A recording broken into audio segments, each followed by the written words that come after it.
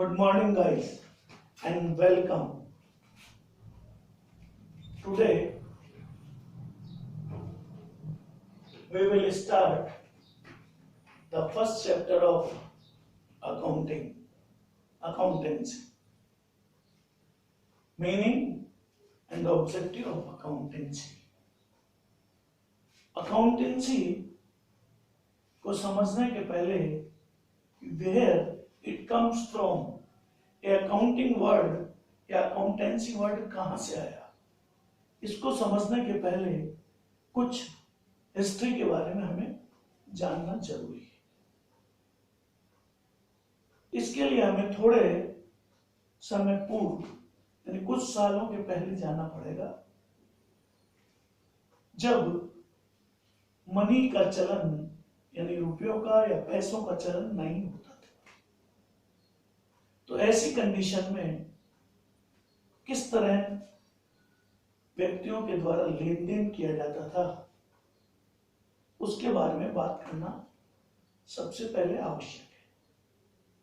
long ago there was a barter system.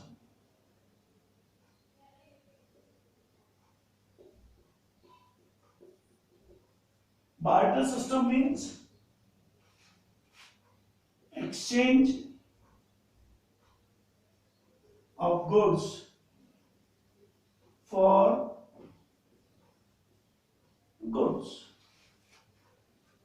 एक माल के बदले में दूसरा माल लेना और दूसरे माल के बदले में एक माल देना।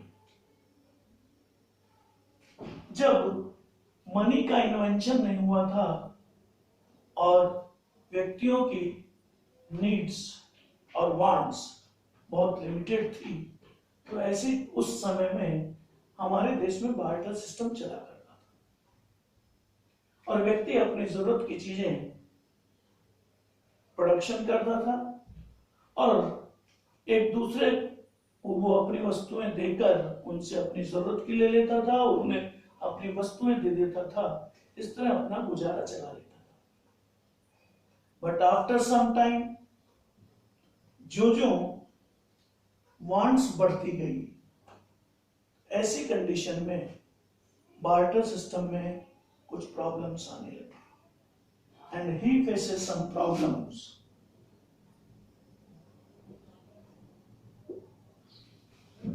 कौन कौन सी प्रॉब्लम्स आ गई? सबसे पहले डबल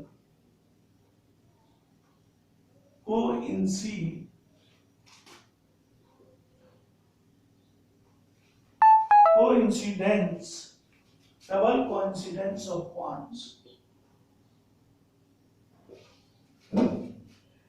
जब उनकी जरूरतें बढ़ने लग गई तो ऐसी स्थिति में ऐसे व्यक्ति मिलना मुश्किल हो गया जिनकी दोनों की आवश्यकताएं एक दूसरे से मैच होती हो। फॉर एग्जाम्पल, मान लीजिए मेरे पास गेहूं है और मुझे कपड़ा चाहिए, तो मुझे ऐसे व्यक्ति को ढूंढना पड़ेगा जिसके पास कपड़ा है। मैंने उसे ढूंढा, लेकिन मुझे पता लगा कि उस व्यक्ति के पास कपड़ा तो है, लेकिन उसे गेहूं की जगह चावल चाहिए। तो ऐसी स्थिति में हम दोनों की जो वांट्स है वो डबल कोइंसिडेंस ऑफ वांट्स जो है उसकी प्रॉब्लम होने लगती। सेकंड जो प्रॉब्लम होने लगी वो है lack of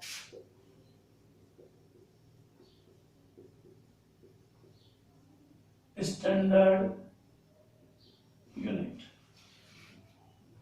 lack of standard unit का मतलब मैंने आपको ये पहले ही बताया कि बार्टर सिस्टम तब चालू था जबकि मनी का इन्वेंशन नहीं हुआ था। मान लीजिए दोनों व्यक्ति मिल भी गए जिनको एक दूसरे की जरूरत की, जिनके पास एक दूसरे की जरूरत का सामान है, बट ये क्वेश्चन उठने लगा कि कितनी एक वस्तु के बदले में कितनी दूसरी वस्तु दी जाए। दो व्यक्ति हैं ए और बी, एक के पास वीट है और एक के पास राइस। दोनों को एक दूसरे की जरूरत है, बी को वीट की जरूरत है और ए को राइस की जरूरत है। अब क्वेश्चन ये उठने लग गया, प्रॉब्लम हो गई lack of standard unit of accounts और पहले ऑफ अकाउंट। कितने गेहूं के बदले में कितना चावल लिया जाए या कितने चावल के बदले में कितना गेहूं दिया जाए, ये प्रॉब्लम क्रिएट होने लगी। और थर्ड,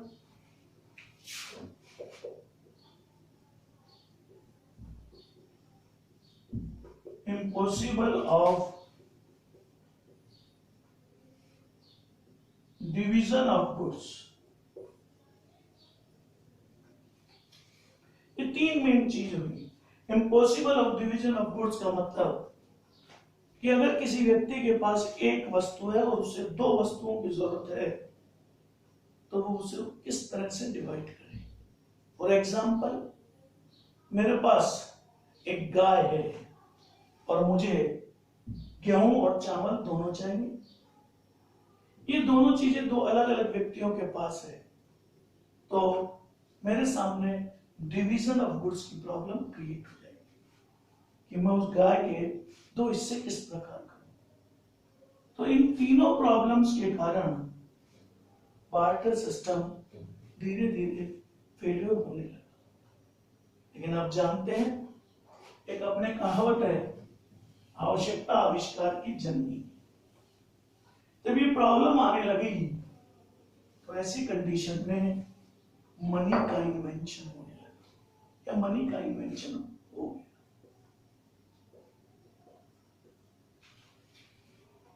सबसे पहले कौन सी मनी हमारे कंट्री में इंट्रोड्यूस हुई? सबसे पहली थी मेटल मनी, जिसमें गोल्ड एंड सिल्वर कॉइन्स। आप सब लोग अपने पापा या अपने दादा से सुनते होंगे कि पहले किसी जमाने में सोने और चांदी के सिक्के, जिन्हें हम मोहर कहते थे, वो चला करते थे। लेकिन इनके चलने के कारण, चूंकि ये काफी वैल्यूएबल मेटल था, तो इनके चलने के कारण उनमें घिसावट आने लगी मेटल में, और इसकी कॉस्टिंग भी बहुत ज्यादा होने लगी। पॉपुलेशन भी बढ़ने लगी, सिक्कों की भी जरूरत ज्यादा होने लगी। तो ऐसे में ये डिसाइड हुआ कि अब मेटल मनी की जगह किसी दूसरी मनी को इंट्रोड्यूस किया जाए। और उसके बाद फिर पेपर मनी इंट्रोड्यूस हुई। पेपर मनी इंट्रोड्यूस होने का मतलब कागज के जो नोट्स हैं और कॉइन्स दोनों चलने लगे। जो जो और डेवलपमेंट हुआ, आदमी और ज्यादा एजुकेटेड होने लगा, तो प्रेजेंट में एक तीसरी मनी और चलने लग गई, जिसे हम प्लास्टिक मनी के नाम से जानते हैं। Plastic money means debit card and credit card, दोनों मनी का चलन हो गया। अब प्रेजेंट में जो दोनों, ये हमारे पेपर मनी और प्लास्टिक मनी, ये दोनों मनी प्रेजेंट में चलने लगे। जो जो मनी का इन्वेंशन जैसे ही हुआ, यानी जब से गोल्ड और सिल्वर कॉइन चलन में आ गए, मार्केट में चलने लग गए, तब से जितने भी व्यक्ति बिजनेस या ट्रेडर्स, बिजनेसमैन और या ट्रेडर्स थे, उनको एक प्रॉब्लम, अकाउंटिंग की प्रॉब्लम आने लगी।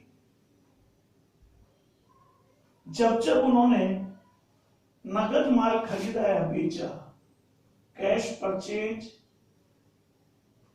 और कैश सेल्स, तब तो इन्हें कोई प्रॉब्लम नहीं हुई।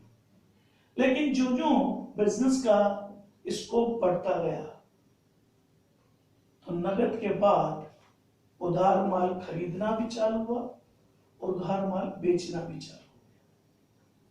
अब नाउ क्वेश्चन इज कि जब हमने उधार माल खरीदना यानी क्रेडिट परचेज, क्रेडिट मीन्स यहां उधार से हुए, और क्रेडिट सेल्स उधार माल बेचने से। कैश सेल्स और परचेज में माल बेचा तो आपने माल दिया और ग्राहक ने पैसा दे दिया, हिसाब किताब रखे तो भी ठीक, नहीं रखी तो भी ठीक। लेकिन जो जो बिजनेस का स्पान बढ़ता गया और क्रेडिट परचेज यानी आप भी उधार लेने लगे और आप भी उधार बेचने लगे, तो क्वेश्चन अराइज कि किस तरह से अकाउंटिंग सिस्टम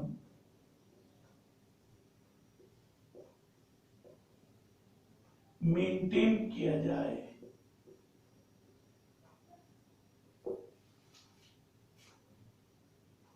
बार्टर सिस्टम के बाद जो ये मनी का इन्वेंशन हुआ और ट्रांजैक्शन कैश और क्रेडिट दोनों के होने लगे, तो सबसे पहली प्रॉब्लम ट्रेडर और बिजनेसमैन को आई कि कैसे अकाउंटिंग सिस्टम को मेंटेन किया जाए, क्योंकि किस आदमी को हमें पैसा कितना देना है, किस आदमी से हमें कितना पैसा लेना है, इसके बारे में जानकारी बड़ी मुश्किल हो गई। सबसे पहले तो एक बिजनेसमैन क्या करता था कि अपनी एक कॉपी में ही, एक सिंपल सी कॉपी में, यानी बिना साइंटिफिक वे के, वो एक कॉपी में ही ट्रांजैक्शनों को लिखने लगा कि एक ही पेज में एक ये ए कस्टमर लिख लिया, फिर बी कस्टमर लिख लिया, फिर सी कस्टमर लिख दिया, फिर डी कस्टमर लिख दिया। ए को उसने माल 1,000 रुपए का उधार बेचा, यहां लिख दिया, बी को 5,000 रुपए का बेचा, यहां लिख दिया, सी को 4,000 रुपए का लिख दिया और डी को 10,000 का माल बेचा। अगले महीने ए आया, उसने आपको 500 रुपए दे दिए और 200 रुपए का सामान और दे दिया, तो आपने इसको काट के कितना लिख दिया, 700। इसी तरह बी आया, उसने 3,000 रुपए दे दिए और 4,000 का माल, तो आपने काट के 6,000। इसी तरह सी होती, यूं करने लगे। लेकिन थोड़े दिनों बाद इनमें डिस्प्यूट होने लगा, ट्रेडर में और कस्टमर में। ट्रेडर ने, कस्टमर ये कहता कि नहीं मेरे इतने पैसे बाकी नहीं है, और ट्रेडर ये कहता कि नहीं आपके इतने पैसे बाकी हैं, क्योंकि जो हिसाब रखा जा रहा था वो that was not in A scientific manner. ऐसी कंडीशन में बार्टर के बाद जो सबसे पहले साइंटिफिक मेथड अडॉप्ट किया, that is called book keeping. Accounting का सबसे पहला जो पार्ट है, जो साइंटिफिक तरीके से हमने बुक्स रखनी स्टार्ट की, that is called book keeping. Book keeping के बाद दूसरी टर्म आई अकाउंटिंग, जिसके बारे में हम लोग जानेंगे। और इसके बाद और जब जरूरत पड़ने लगी, वर्ल्ड ग्लोबली हो गया, तो एक तीसरी टर्म और आ गई जिसे हम कहते हैं अकाउंटेंसी। तो देयर आर थ्री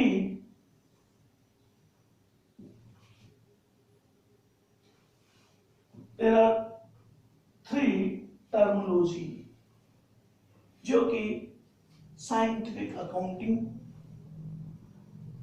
को यहां तक पहुंचाने में सहायक रही। First, what is book keeping?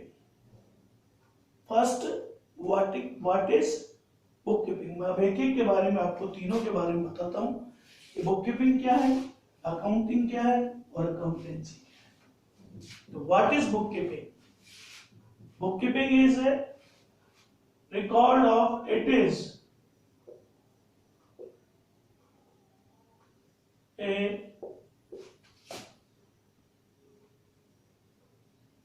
bookkeeping is a systematic way of identifying first,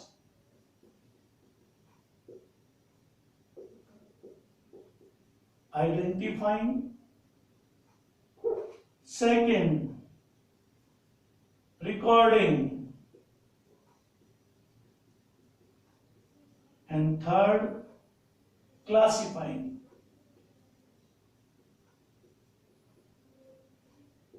Of business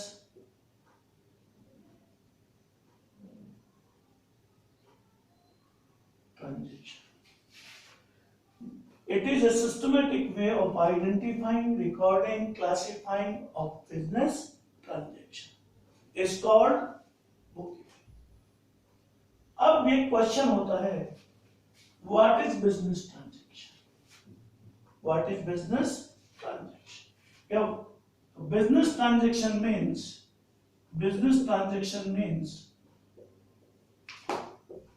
day to day business activity. जो एक businessman day to day activity करता है, that is called business transaction. अब businessman day to day activity क्या करता है?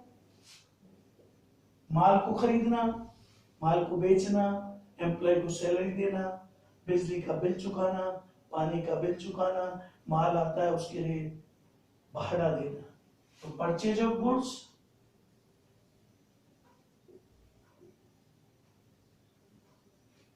Cell of goods, अगर दुकान किराए की तो पेड रेंट, चौथा पेड सैलरी,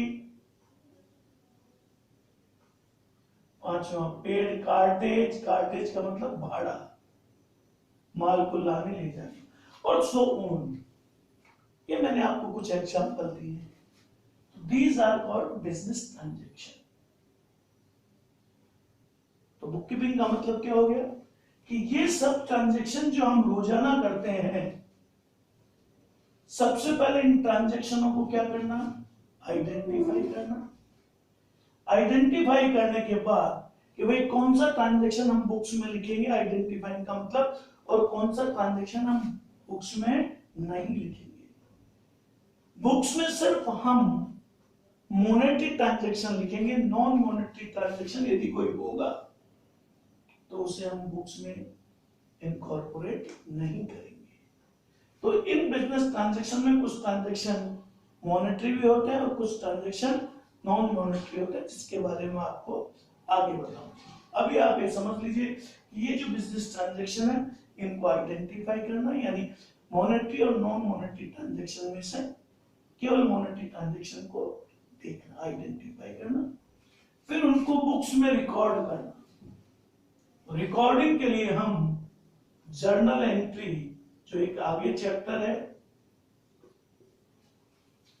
जर्नल एंट्री करेंगे इन सब ट्रांजैक्शन की। जर्नल एंट्री करना इट मींस रिकॉर्डिंग। और फिर जर्नल एंट्री के बाद हमारा एक चैप्टर आएगा ledger, that is called classifying of business transaction. तो मेरे ख्याल से आपको ये क्लियर हो गया होगा कि व्हाट इज बुककीपिंग। क्या बुककीपिंग, अब बिजनेसमैन बुककीपिंग के अकॉर्डिंग अपनी बुक्स को मेंटेन करने लगा, लेकिन थोड़े दिन बाद, थोड़े वर्षों के बाद, अब उसे ये देखने, ये तो उसे पता लगने लग गया कि किस कस्टमर को कितना पैसा लेना है, किसको कितना देना है। इन्होंने एक सिस्टमैटिक मैनर से ट्रांजैक्शन को लिखना चालू हो गया, तो वो तो डिस्प्यूट खत्म हो गया। लेकिन अब बिजनेसमैन को ये लगने लगा कि जो मैं बिजनेस कर रहा हूं, तो इस बिजनेस को करने से मुझे साल भर में कुछ प्रॉफिट हो रहा है या लॉस, इसकी जानकारी मुझे कैसे हो। जबकि बुककीपिंग में सिर्फ और सिर्फ क्लासिफिकेशन ऑफ बिजनेस ट्रांजैक्शन ही होगा। तो दूसरी टर्मिनोलॉजी इन्वेंट हुई, दैट इज कॉल्ड अकाउंटिंग, जो आज पहला चैप्टर है।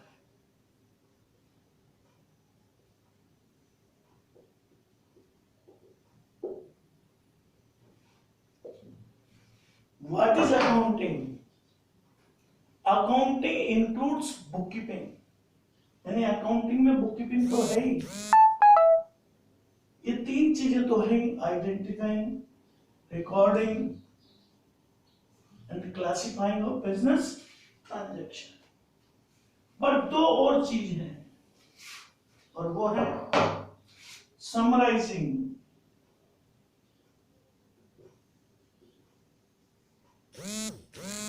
And prepare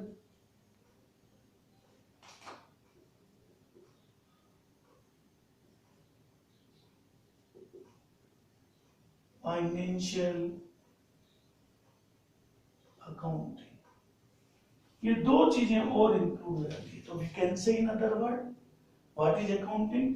identifying, recording, classifying, summarising and prepare financial accounting of business transaction in a systematic manner is called accounting। यहां तक तो हम करते थे।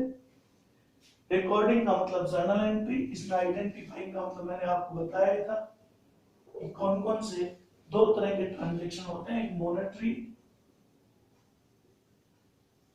ट्रांजैक्शन और एक नॉन मॉनेटरी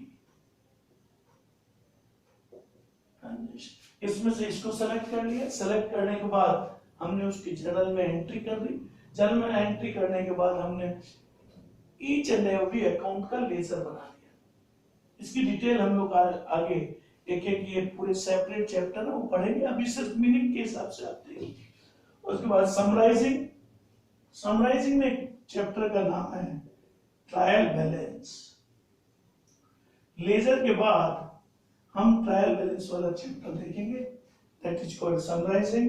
और प्रिपेयर ऑफ फाइनेंशियल अकाउंटिंग, इसके लिए अलग चैप्टर है फाइनल अकाउंट्स का, फाइनल अकाउंटिंग सिस्टम। ये सारे चैप्टर हम जब पढ़ लेंगे तो ये हमारी बुक अकाउंटेंसी कंप्लीट हो जाएगी। तो I think second term is over.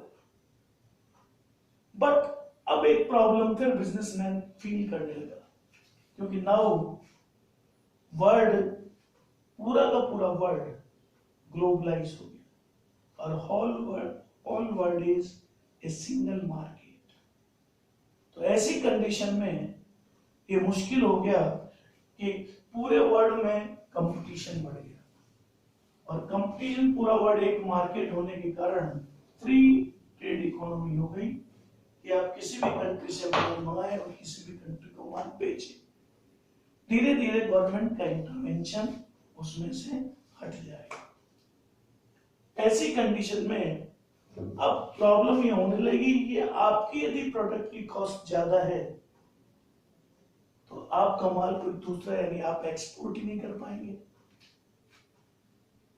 आपकी प्रोडक्ट की कीमत कम है तो आप एक्सपोर्ट कर पाएंगे। तो ऐसी स्थिति में तीसरी टर्म अकाउंटिंग के बाद की, दैट इज कॉल्ड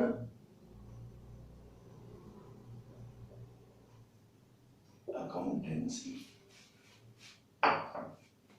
इस टर्मिनोलॉजी वर्तमान में जो प्रेजेंट में कार्यरत है, दैट इज कॉल्ड अकाउंटेंसी।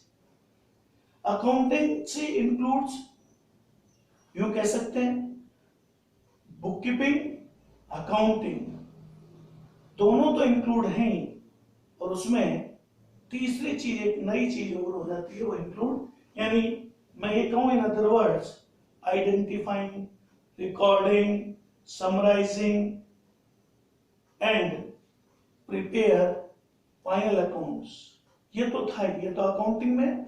इसमें एक चीज और जुड़ जाती है, that is called making decisions, making decisions regarding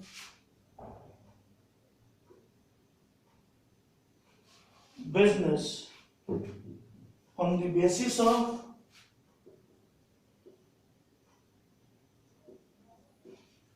accounts। ये चीज इसमें एक पार्ट और हो जाता है, क्योंकि ग्लोबलाइजेशन है तो जो आपके पास अकाउंट्स हैं, आपकी कॉम्पिटिटिव फर्म है उनके अकाउंट्स हैं, तो उनको कंपेयर करके और आप डिसीजन मेकिंग करें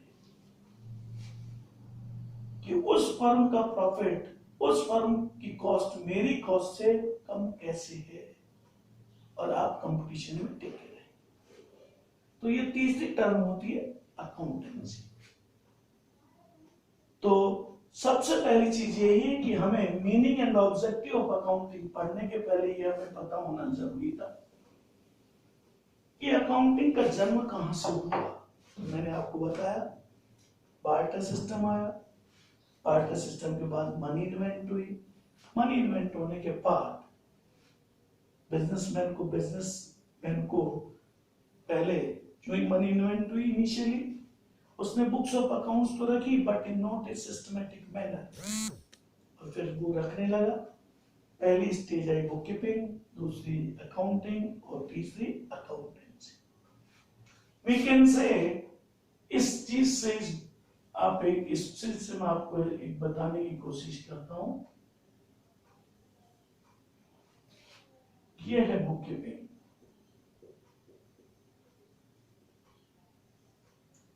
ये अकाउंटिंग, और ये अकाउंटेंसी। इसमें तीन बातें लिख लें, आइडेंटिफाइंग, रिकॉर्डिंग एंड क्लासिफाइंग। फिर इसमें प्लस क्या हो गया, समराइजिंग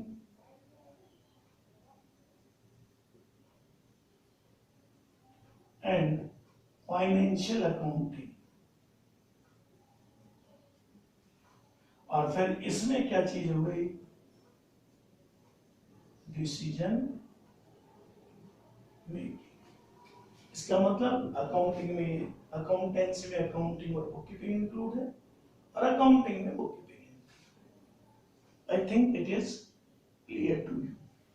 मैं आपको इस बुक के पूरी चैप्टर के एक पीडीएफ फाइल दे रहा हूं, क्योंकि उसमें वो चैप्टर बहुत लंबा है, उसमें 5-6 वीडियो मैं इस तरह के बना के आप लोगों को दूंगा। ये पहला वीडियो है, तो इसको सुनने के बाद आप बुक में पढ़ें, और अगर आपको कोई प्रॉब्लम हो please send your problem on WhatsApp, और आप मुझे वीसी भी कर सकते हैं। Thank you very much, have a nice day.